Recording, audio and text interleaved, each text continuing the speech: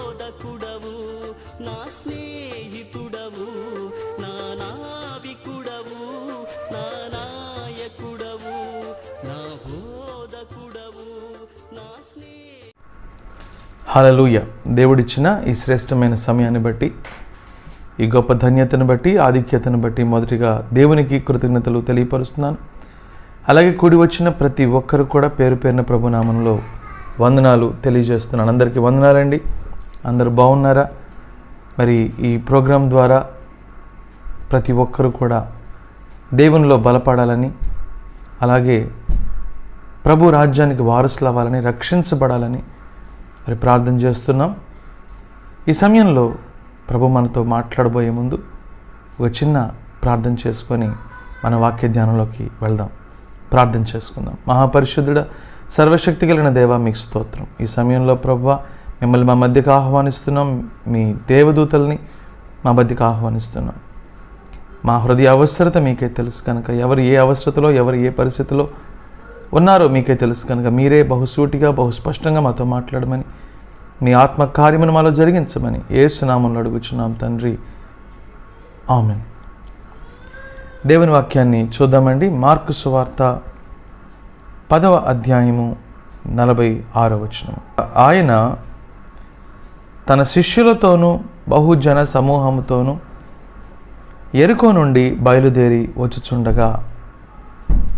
ఈ వాక్యాన్ని మనం గమనించినట్లయితే ప్రభు పలు ప్రాంతాలకి వెళుతున్నాడు. పలు ప్రాంతాలకి ఎందుకు వెళుతున్నాడు అని చెప్పనంటే, దేవుని రాజ్యాన్ని గురించిన శుభవార్తను ఆయన ప్రకటిస్తూ వెళ్తున్నాడు. ఆ క్రమంలో ఎంతోమంది అవసరతలో ఉన్నవారు, ఎంతోమంది సమస్యల్లో ఉన్నవారు, ఎంతోమంది శోధనలో ఉన్నవారు, ఎంతోమంది అనారోగ్యంతో ఉన్నవారు, ఎంతోమంది దురాత్మల చేత పీడించబడుతున్నవారు, అటువంటి వారందరూ కూడా ప్రభు దగ్గరికి వచ్చి మేళ్ళు పొందుకుంటున్నారు. ప్రభు 3.5 సంవత్సరాలు పరిచర్య చేశాడు. ఆ 3.5 సంవత్సరాల్లో కూడా ప్రభు దేవుని రాజ్యాన్ని గురించిన సువార్తను ప్రకటిస్తూ ఉన్నాడు. అలాగే ప్రజలందరికీ కూడా మేలు చేస్తూ ఉన్నాడు. దేవుని నామాన్ని మహిమపరుస్తూ ఉన్నాడు, ఘనపరుస్తూ ఉన్నాడు. ప్రభు ఎక్కడికి వెళ్ళినప్పుడు కూడా రకరకాల వ్యక్తులు ప్రభుతో పాటు ఉండేవారు. ఒక రకమేమో శిష్యులైతే, మిగతా వాళ్ళు అనేకులు ప్రభువుని వెంబడిస్తున్నారు. అందుకనే బహుజన సమూహము అని చెప్పని రాయబడి ఉంది. 46వ వచనం చదువుతున్నాను. ఆయన తన శిష్యులతోనూ బహుజన సమూహముతోనూ యెరికో నుండి బయలుదేరి వచ్చుండగా, తీమయి కుమారుడకు బర్తిమియా అను గ్రుడ్డి భిక్షకుడు త్రోవ ప్రక్కను కూర్చుండెను. ప్రభు వస్తున్నాడు. అయితే త్రోవ పక్కన ఉన్న ఒక వ్యక్తిని గురించి ఇక్కడ రాయబడి ఉంది. ఇతనేమన్నా గొప్పవాడా? అతని గురించి రాయబడింది అంటే అతనేమి గొప్పవాడు కాదు. మరి ఎవరితను అని చెప్పనంటే, ఒక భిక్షమెత్తుకుంటున్నాడు. గమనిస్తున్నారా? అతను భిక్షమెత్తుకునే పరిస్థితి ఎందుకు వచ్చింది అని చెప్పనంటే, అతనిలో ఉన్న ఒక లోపాన్ని బట్టి వచ్చింది. అతను గుడ్డివాడు అని చెప్పనని ఇక్కడ రాయబడి ఉంది. అతనుకున్న గుడ్డితనాన్ని బట్టి అతను చూడలేకపోతున్నాడు. అతనుకున్న గుడ్డితనాన్ని బట్టి అతను ఏమీ చేయలేకపోతున్నాడు. అతనుకున్న గుడ్డితనాన్ని బట్టి అతను తన జీవనాన్ని మరి తన సొంత కష్టంతో జరిగించలేకపోతున్నాడు. తనకున్న గుడ్డితనాన్ని బట్టి ఈ దిక్కుమాలిన దౌర్భాగ్యమైన పరిస్థితిలో ఉన్నాడు. ఈరోజు మనలో చాలామంది కూడా మనలో ఉన్న కొన్ని లోపాలను బట్టి మనము కూడా ఎంతో దౌర్భాగ్యమైన జీవితాన్ని జీవిస్తూ ఉంటాం. అనేకులు మరి వారికి ఉన్న లోపాలను బట్టి వారు సంతోషం లేకుండా, సమాధానం లేకుండా, నెమ్మది లేకుండా, చేతగాని వారిగా, ఏమీ చేయలేని వారిగా, నిస్సహాయతతో, నిరీక్షణ లేని వారిగా బ్రతుకుతున్న వారు ఎంతోమంది ఉన్నారు. అయితే మనము ఎటువంటి వారమైనప్పటికి కూడా, ఎటువంటి లోపాలు మనం కలిగి ఉన్నప్పటికి కూడా, ఆ లోపాలని సరిచేయడానికి శక్తిమంతుడు యేసుక్రీస్తు ప్రభు. మన ప్రతి పరిస్థితిని కూడా మార్చడానికి శక్తిమంతుడు యేసుక్రీస్తు ప్రభు. మనకున్న ప్రతి అవకతవకను కూడా సరిచేయడానికి శక్తిమంతుడు యేసుక్రీస్తు ప్రభు. మన పరిస్థితి ఎంతటి అసాధ్యమైందైనా సరే ఆ పరిస్థితిని సుసాధ్యం చేయగలిగిన గొప్ప దేవుడు యేసుక్రీస్తు ప్రభు. ఆయన నడుస్తూ వెళుతూ ఉంటే ఆ మార్గ మధ్యంలో ఒక భిక్షవాడు లేదా భిక్షకుడు తన గుడ్డితనాన్ని బట్టి భిక్షం ఎత్తుకుంటున్నవాడు, అంటే ఇతరుల మీద ఆధారపడుతూ, ఇతరుల యొక్క దయాదాక్షిణ్యాల మీద ఆధారపడుతూ ఎంతో సిగ్గుమాలిన జీవితం, ఎంతో బాధాకరమైన జీవితం, అటువంటి జీవితాన్ని అనుభవిస్తూ ఉన్నాడు అక్కడ ఒక వ్యక్తి. ఆ వ్యక్తికి అర్థమైంది, ఆ వ్యక్తి విన్నాడు. ఏం విన్నాడు? ఆ మార్గంలో యేసుక్రీస్తు ప్రభు వస్తున్నాడు అనే విషయాన్ని ఆ వ్యక్తి విన్నాడు. చూడండి, ప్రభు ఎప్పుడైతే వస్తున్నాడు అనే విషయాన్ని ఆ వ్యక్తి విన్నాడో అతని స్పందన ఏ విధంగా ఉందో ఒకసారి చూద్దామండి. ఇదే 46వ వచనంలో కనుక చూస్తే, గ్రుడ్డి భిక్షకుడు త్రోవ పక్కను పడి ఉండెను. 47వ వచనం, ఈయన నజరేయుడైన యేసు అని వాడు విని, దావీదు కుమారుడా యేసు నన్ను కరుణింపమని కేకలు వేయ మొదలుపెట్టెను. ఆ వస్తున్నవాడు మరి ఎవరో కాదు, నజరేయుడైన యేసు అని విన్నాడంట. అంటే ప్రభువుని గురించి ఆల్రెడీ విన్నాడు. వాక్యంలో రాయబడిన మాట ఏమిటంటే, వినుట వలన విశ్వాసము కలుగును. యేసుక్రీస్తు ప్రభువుని గురించి విన్నాడు. ఏం విన్నాడు? ప్రభు మాట్లాడుతున్న మాటలను గురించి విన్నాడు, ప్రభు చేస్తున్న అద్భుతాలను గురించి, ఆశ్చర్యకార్యాలను గురించి, సూచక్రియలను గురించి, గొప్ప కార్యాలను గురించి విన్నాడు. ఎప్పుడైతే విన్నాడో ప్రభు మీద విశ్వాసం ఉంచి పిలుస్తున్న పిలుపు చూడండి ఏ విధంగా ఉందో. దావీదు కుమారుడా. ఇశ్రాయేలు ప్రజలు మెస్సియ గురించి ఎదురు చూసేవారు. ఆ మెస్సియ ఎటువంటి వాడు, ఏ సంతతికి చెందినవాడు అని చెప్పనంటే మరి దావీదు వంశావళి నుంచి వచ్చేవాడు అనే విషయము ఇశ్రాయేలు ప్రజలందరికీ కూడా తెలుసు. కాబట్టి ఈ గుడ్డివాడు ప్రభువుని గురించి ఎప్పుడైతే విన్నాడో, ప్రభు మాటలను గురించి ఎప్పుడైతే తెలుసుకున్నాడో, ఈయన మరెవరో కాదు, మనం ఎంతగానో ఎదురు చూస్తున్న ఆ మెస్సయ్య ఈయనే అనే విషయాన్ని అతను గ్రహించాడు. మన పరిస్థితులను మార్చడానికి వచ్చిన ఆ మెస్సయ్య ఈయనే అనే విషయాన్ని ఆ వ్యక్తి తెలుసుకున్నాడు. ఈ పరిస్థితి నుంచి మనల్ని విడిపించడానికి, రక్షించడానికి వచ్చిన ఆ మెస్సయ్య ఈయనే అనే విషయాన్ని ఆ వ్యక్తి అర్థం చేసుకున్నాడు. కాబట్టే అతని పిలుపు ఎలాగుంది? విశ్వాసముతో కూడిన పిలుపు. ఈరోజు మనం కూడా చాలా సమస్యల్లో ఉంటున్నాం, చాలా శోధనలో ఉంటున్నాం, చాలా కష్టమైన, క్లిష్టమైన పరిస్థితుల్లో ఉంటూ ఏం చేయాలో అర్థం కాక నిస్సహాయతతో, నిరీక్షణ లేని వారుగా ఉంటున్నాం. అయితే గమనించండి, యేసుక్రీస్తు ప్రభు ఆయన దేవాది దేవుడు. యోహాను సువార్త 1వ అధ్యాయం 1వ వచనం చెప్తున్న మాట ఏమిటంటే, ఆది యందు వాక్యము ఉండెను, వాక్యము దేవుని యొద్ద ఉండెను, వాక్యమే దేవుడై ఉండెను. ఆ వాక్యమే శరీరధారిగా యేసుక్రీస్తు ప్రభువుగా ఈ లోకంలోనికి వచ్చాను. యేసుక్రీస్తు ప్రభు, he was fully God and he was fully man. దేవాది దేవుడు శరీరధారిగా ఈ లోకంలోనికి వచ్చాడు. ఎవరి కోసం వచ్చాడండి? మానవుల కోసం వచ్చాడు. అంటే మన కోసం వచ్చాడు. దేవుని పోలికలో చేయబడిన మనము దుస్థితిలో ఉండడాన్ని బట్టి, దౌర్భాగ్యమైన స్థితిలో ఉండడాన్ని బట్టి, నిరీక్షణ లేని స్థితిలో ఉండడాన్ని బట్టి, శాపాన్ని అనుభవిస్తున్న పరిస్థితిని బట్టి, అలాగే దేవుని యొక్క ఉగ్రతకు, నిత్య నరకాగ్నికి ఎదురు చూస్తున్న పరిస్థితిని బట్టి, వాటన్నిటి నుంచి మనిషిని తప్పించటానికి, రక్షించటానికి, మనిషి జీవితాన్ని సరిచేయటానికి ప్రభు వచ్చాడు. ప్రభు మనిషి జీవితంలో బాగు చేయలేదంటూ ఏమీ లేదండి. మనిషి జీవితంలో సరిచేయలేదంటూ ఏమీ లేదండి. ఎందుకంటే ఆయన దేవాది దేవుడు కనుక ఆయనకి సమస్తము సాధ్యమే. అయితే వాక్యంలో రాయబడిన మాట ఏమిటి అని చెప్పనంటే, నమ్ముట నీ వలనైతే నమ్మువానికి సమస్తము సాధ్యమే. ఎప్పుడైతే ఆయన యందు మనం విశ్వాసం ఉంచుతున్నామో తప్పనిసరిగా మనకు అసాధ్యమైనవి కూడా ఏమవుతాయి? సుసాధ్యమవుతాయి. ఆ విశ్వాసం ఎవరి మీద? ప్రభువు మీద. ప్రభువు మీద విశ్వాసం ఉంచినప్పుడు మనము గొప్ప కార్యాలని, అసాధ్యమైన కార్యాలని, ఆశ్చర్యకరమైన కార్యాలని మన జీవితంలో తప్పనిసరిగా చూడగలిగేవారుగా ఉంటామండి.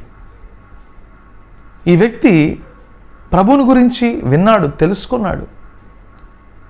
ఆ వ్యక్తిని విడిపించడానికి, రక్షించడానికి, అతని పరిస్థితిని మార్చడానికి వచ్చిన మెస్సయ్య మరెవరో కాదు, నజరేయుడైన యేసు అనే విషయాన్ని నమ్మి బిగ్గరగా కేకలు వేస్తున్నాడు.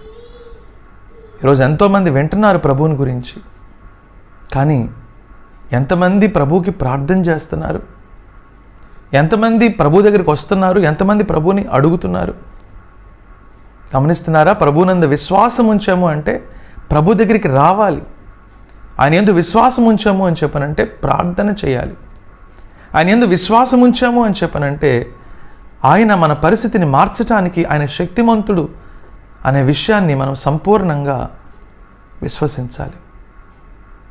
ఈ వ్యక్తి ఎంతో దారుణమైన, దయనీయమైన పరిస్థితిలో ఉండి ఈ పరిస్థితి ఇక ప్రభు మార్చేస్తాడు అనే విషయాన్ని నమ్మి, ఇక తాను ఉంటున్న పరిస్థితి ఇక మీదట ఉండదు అనే విషయాన్ని ఆ వ్యక్తి దృఢంగా విశ్వాసం ఉంచి ప్రభువుని పిలుస్తున్నాడు, కేకలు వేస్తున్నాడు. అతని కేకలు దేన్ని సూచిస్తున్నాయి అని చెప్పనంటే ప్రభువు పట్ల ఉన్న అపారమైన, అచంచలమైన విశ్వాసాన్ని తెలియపరుస్తున్నాయి. అంటే ఆ కేకలో ఏం కనపడుతుంది అని చెప్పనంటే ప్రభువు నన్ను దాటి వెళ్ళిపోతే దాన్ని ఎవరు బాగు చేయలేరు. ఈరోజు ఎన్ని కుటుంబాల్లో సమస్యలండి, ఎంతమంది వ్యక్తిగత జీవితాల్లో సమస్యలండి. ఆ సమస్యల్ని ఎవరి దగ్గరికి తీసుకెళ్లాలో అర్థం కాక ఎవరెవరి దగ్గరికో వెళ్ళి డబ్బులు పోగొట్టుకొని, మనశ్శాంతిని పోగొట్టుకొని, నిరీక్షణను పోగొట్టుకొని, నెమ్మది లేక, సమాధానం లేక, ఏం చేయాలో అర్థం కాక కలవరంతో, కన్నీరుతో ఉన్నవారు ఎంతోమంది ఉన్నారు. అలాంటి వారందరికీ కూడా శుభవార్త ఏంటి అని చెప్పనంటే మీ పరిస్థితి ఎటువంటిదైనా సరే ఆ పరిస్థితిని మార్చటానికి శక్తిమంతుడు యేసుక్రీస్తు ప్రభు. ఆ పరిస్థితిలో నుంచి మనల్ని బయటికి తీసుకురావడానికి శక్తిమంతుడు యేసుక్రీస్తు ప్రభు. మన పరిస్థితులు ఎటువంటివైనా సరే ఆ పరిస్థితులన్నింటినీ కూడా సరిచేయగలిగిన శక్తిమంతుడు యేసుక్రీస్తు ప్రభు. ఆయన మార్చలేందంటూ ఏమీ లేదు, ఆయన సరిచేయిందంటూ ఏమీ లేదు, ఆయన బాగు చేయలేందంటూ ఏమీ లేదు. కాబట్టి ఆయన యందు విశ్వాసం ఉంచి మనం ఏం చేయాలి? ఈ గుడ్డివాడైన భిక్షకుడు చేస్తున్న పనే మనం కూడా చేయాలి. వాక్యంలో రాయబడిన మాట ఏమిటంటే, call unto me and I will answer you. నీవు నాకు మొరపెట్టుము, నేను నీకు ఉత్తరం ఇచ్చేదను అని ప్రభు చెప్తున్నాడు. మరొక చోట ఏమని రాయబడి ఉందంటే, తనకు మొరపెట్టు వారికి, తనకు నిజముగా మొరపెట్టు వారికి ఆయన సమీపంగా ఉన్నాడు అని చెప్పని రాయబడి ఉంది. ఏదో మనము ప్రార్థన చేయడం కాదు, ఏదో మనం మందిరానికి వెళ్ళటం కాదు. ప్రభునందు విశ్వాసం ఉంచి ఆయన దగ్గరికి వెళ్ళాలి. ప్రభునందు విశ్వాసం ఉంచి ఆయనకు ప్రార్థన చేయాలి. దేవుని వాక్యంలో హెబ్రీయులకు రాసిన పత్రిక 11వ అధ్యాయంలో రాయబడిన మాట ఏమిటి అంటే, without faith it is impossible to please God. విశ్వాసం లేకుండా దేవునికి ఇష్టడైనట అసాధ్యం. దేవుని దగ్గరికి వచ్చేవాడు ఆయన ఉన్నాడని, ఆయనను జాగ్రత్తగా వెతికిన వారికి ఆయన ఫలము దయచేవాడని నమ్మవలెను కదా అని చెప్పిన వాక్యంలో రాయబడి ఉంది. కాబట్టి దేవుని యందు విశ్వాసం ఉంచి ఆయన సన్నిధిలో మనం ఏం చేయాలి? ప్రార్థన చేసేవారుగా ఉండాలి, విశ్వాసముతో మొరపెట్టేవారుగా ఉండాలి. ఈ దేవుడు ప్రార్థన వినే దేవుడు, ప్రార్థన ఆలకించే దేవుడు. గమనిస్తున్నారా? ఆ కింద వచనాల్లో గనక మనం చూసినట్లయితే అతను ఏం చేస్తున్నాడు? కరుణింపుము అని చెప్పనని కేకలు వేయ మొదలు పెట్టెను అని చెప్పని రాయబడి ఉంది. ఆ పక్కన రాయబడిన మాట ఏమిటంటే, ఊరకుండుము అని అనేకులు వారిని గద్దించిరి అని రాయబడి ఉంది. అంటే ప్రభువునకు ఇతను విశ్వాసంతో ప్రార్థన చేస్తూ ఉంటే మరోపక్క ఆటంకము. చూసారా? అపవాది ఎప్పుడూ కూడా మనలను దేవునికి సమీపంగా రావడానికి ఏమాత్రం కూడా మరి ఇష్టపడ్డండి. మనం దేవుని దగ్గరికి రావడానికి ప్రయత్నిస్తూ ఉంటే ఏదో ఒక విధంగా మనల్ని అడ్డుకునే ప్రయత్నం చేస్తూ ఉంటాడు. దానికి మనుషుల్ని వాడుకుంటూ ఉంటాడు. కొన్నిసార్లు ఇంట్లో వాళ్ళే ఆటంకంగా మారుతూ ఉంటారు. బంధువులు, స్నేహితులే ఆటంకంగా మారుతూ ఉంటారు. ప్రభు మీద విశ్వాసం ఉంది, ఆయన సన్నిధికి వెళ్తాను, మందిరానికి వెళ్తాను, ప్రార్థన చేసుకుంటాను అని చెప్పానంటే చాలామంది ప్రెస్టేజ్గా ఫీల్ అయ్యేవాళ్ళు ఉన్నారు. ఆయనకి ప్రార్థన చేయకూడదంటూ, మందిరానికి వెళ్ళకూడదంటూ, మరి ఆయన సేవించకూడదంటూ, ఆయన ఆరాధించకూడదంటూ అడ్డుకునేవారు చాలామందే ఉన్నారు. అయితే అడ్డుకునేవారు అడ్డుకోవడానికి గల కారణం ఏంటండి? మేలు పొందుకోవడం ఇష్టం లేదా? బాగుపడటం ఇష్టం లేదా? సరిచేయబట్టం ఇష్టం లేదా? ప్రభు దగ్గరికి వస్తే ప్రభు మేలు చేస్తాడే కానీ కీడు చేయడు కదా. ప్రభు దగ్గరికి వస్తే మీ పరిస్థితిని ఆయన సరిచేస్తాడే కానీ దాన్ని జటిలం చేయడు కదా. ప్రభు దగ్గరికి వస్తే మీకున్న ఎటువంటి సమస్యనైనా సరే, శోధనైనా సరే తొలగిస్తాడే కానీ దాన్ని కఠినం చేయడు కదా. మరి ఎందుకని ప్రభు అంటే అంత కష్టం కొంతమందికి? ప్రభు అంటే కులంతో చూసేవాళ్ళు ఉన్నారు. ఏమండి, ప్రభు ఏ కులానికి చెందినవాడండి? ప్రభు అనగానే మతానికి సంబంధించి చూసేవాళ్ళు ఉన్నారు. ప్రభు అని చెప్పనంటే ఆయన మరి ఫారినర్, లేకపోతే మరి పాశ్చాత్య దేశ దేవుడు అని చెప్పనని మరి పిలిచేవాళ్ళు ఉన్నారు. ఇవన్నీ కూడా మనిషి యొక్క భ్రమలండి. వాక్యంలో రాయబడి ఉంది, సృష్టికర్త అయిన దేవుడు ఒక్కడే, దేవాది దేవుడు కాబట్టే ప్రజల పట్ల ప్రేమ కలిగి ఈ లోకంలోకి వచ్చాడండి. ఆయన ఏదో ఒక కులానికో ఒక మతానికో మేలు చేయడానికి రాలేదు. యేసుక్రీస్తు ప్రభు మతాన్ని స్థాపించడానికి రాలా. ఆయన మతోద్ధారకుడు కాదు. గమనిస్తున్నారా? He came into this world to teach the way to enter into the kingdom of God. నిత్య జీవానికి మార్గాన్ని చూపించడానికి వచ్చాడు ఆయన. ఎందుకంటే మనిషి మార్గము తెలియక చీకట్లో కొట్టుమిట్టాడుతున్నాడు.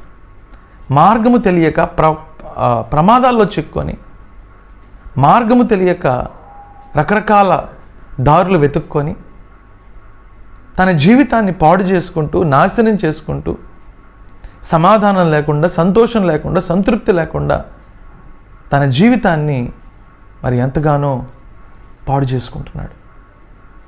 అలాంటి మనిషికి మార్గాన్ని చూపించాడు ప్రభు. దేవుని రాజ్యానికి మార్గాన్ని చూపించడానికి వచ్చాడు ఆయన. నిత్య జీవానికి మార్గాన్ని చూపించడానికి వచ్చాడు ఆయన. ఆశీర్వాదానికి మార్గాన్ని చూపించడానికి వచ్చాడు ఆయన. మనిషి జీవితం మారటానికి మార్గాన్ని చూపించడానికి వచ్చాడు ఆయన. మనిషి హృదయాంతరంగం మారటానికి మార్గాన్ని చూపించడానికి వచ్చాడు ఆయన.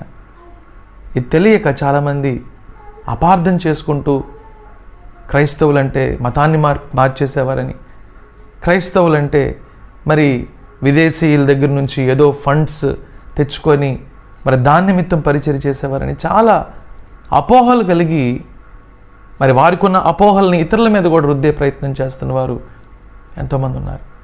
ప్రియ సహోదరుడా, ప్రియ సహోదరి, ప్రభు వచ్చింది మీ కొరకు, నా కొరకు. ఆయన వచ్చింది మన మేలు కొరకు. ఆయన వచ్చింది మనలను బాగు చేయడం కొరకు. ఆయన వచ్చింది మనలను పరలోక రాజ్యం చేర్చడానికి కొరకు. ఆయన వచ్చింది మనకున్న పరిస్థితుల్ని చక్కపరచడం కొరకు.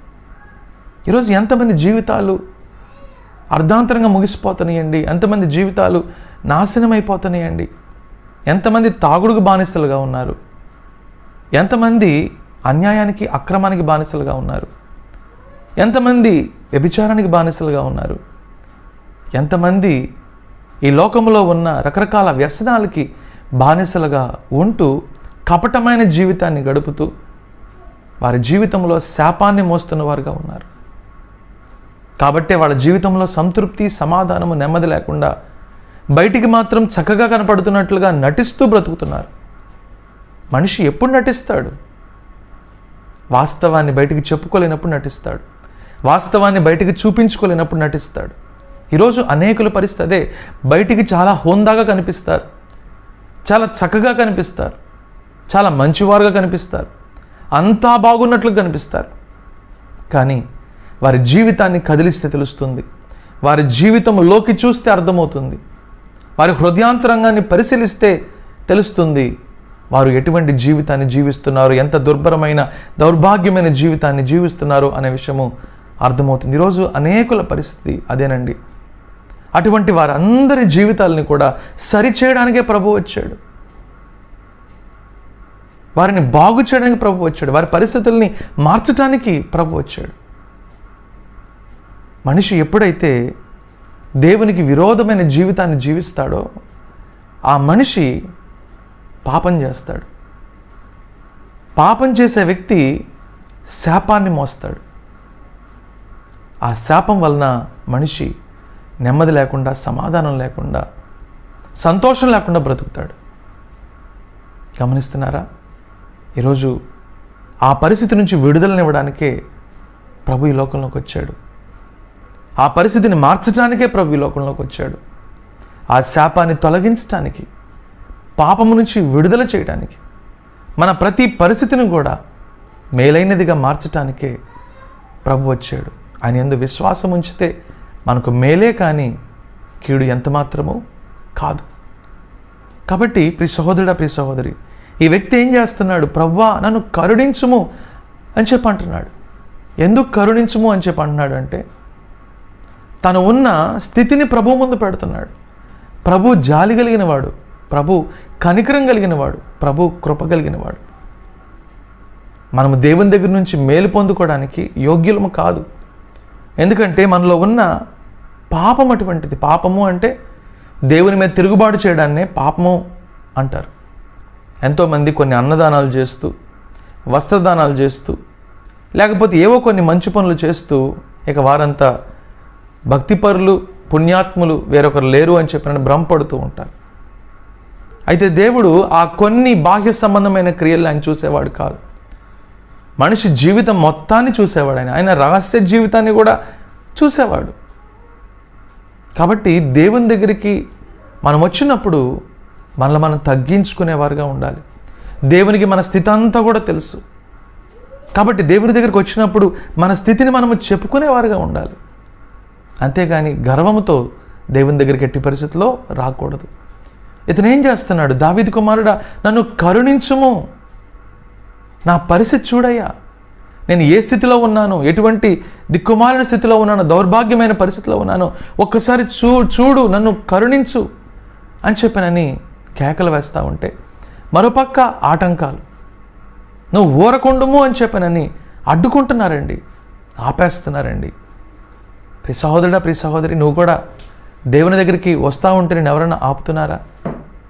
నువ్వు కూడా ప్రార్థన చేస్తూ ఉంటే నీకున్న పరిస్థితులు నేను ఆపుతున్నాయా? నువ్వు మందిరానికి వెళదాము అని చెప్పానంటే ఇంకేదైనా నిన్ను ఆపుతుందా? అయితే ఇతను ఏం చేశాడో చూడండి. ఏం చేశాడంట? వారందరూ కూడా అతన్ని ఊరకుండుము అని గద్దించిరి. కానీ వాడు దావీదు కుమారుడా నన్ను కరుణింపమని మరీ ఎక్కువగా కేకలు వేశాను. చూసారా?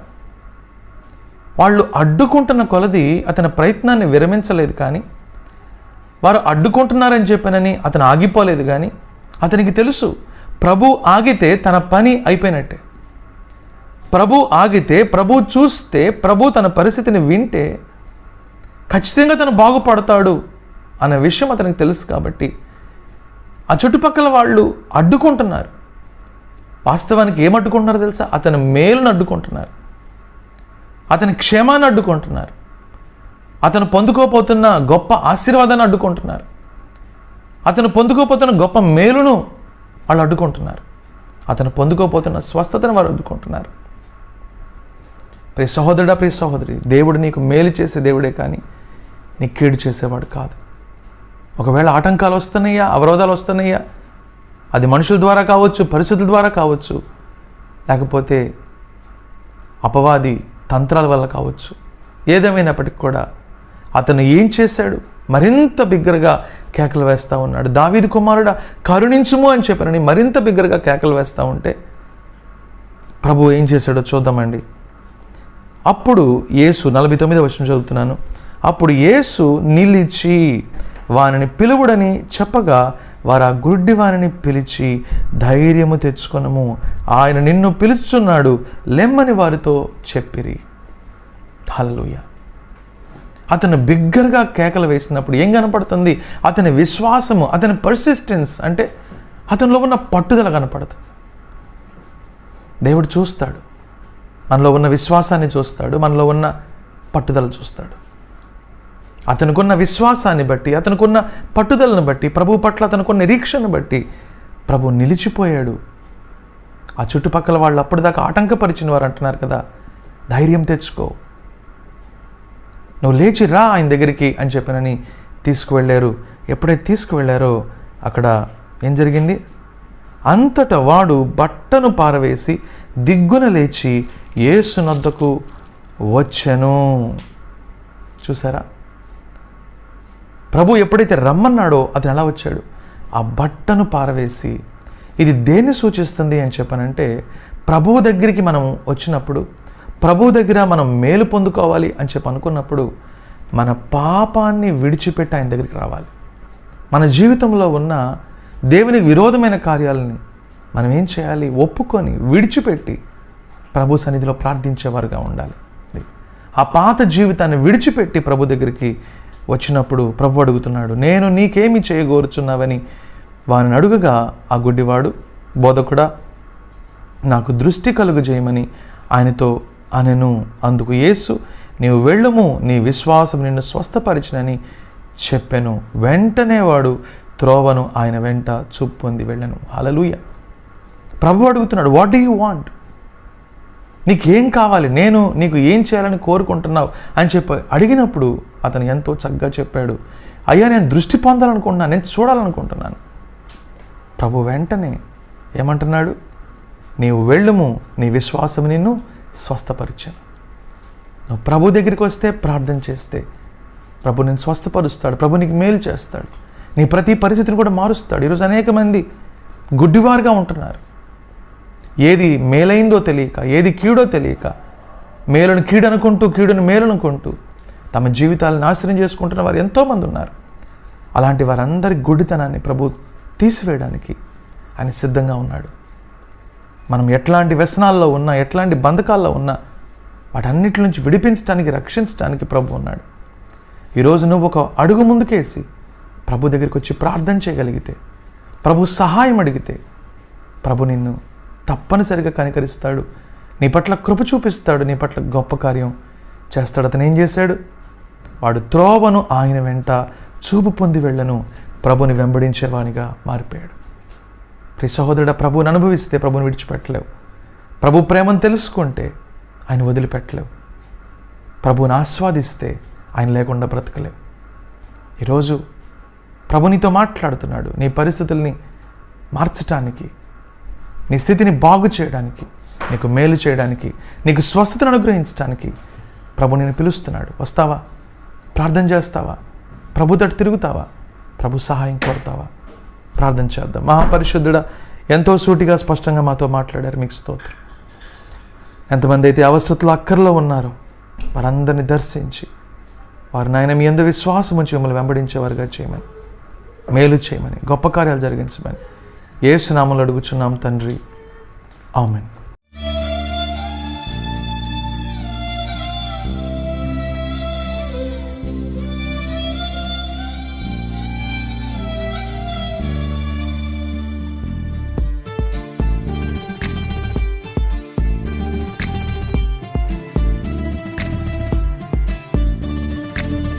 Brother Ravindra Babu Lonipati, flat number 102, Apoorva residency, Sitaram Nagar, Patamatlanka, Vijayawada. Pin code 520010. మా ఫోన్ నంబర్స్ 0866 247 8355, 814340 5150, 9959495599.